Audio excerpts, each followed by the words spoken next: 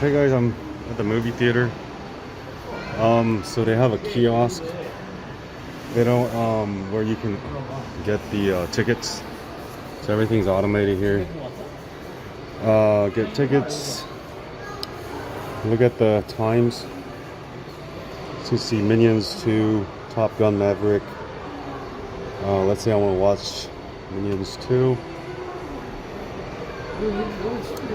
So they have subtitles, or they could have, you could watch it in Korean language. Let's say subtitles since you want to watch. Normal people, teenagers, handicapped. You can choose your seat. Alright, so these are all taken. Nope. So those are all taken. No, they're not taken. And then you can use your car, Samsung Pay, Kakao Pay.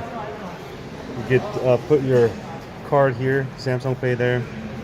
You can also use scan, like an app pay. That's kind of cool. Automated tickets at the movie theater. This is what they're playing: Minions 2, Top Gun Maverick, Toru. It's all in Korean. Some of it you can watch in Korean.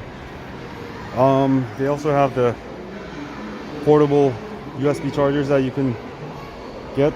That's kind of cool. But yeah, that's pretty cool.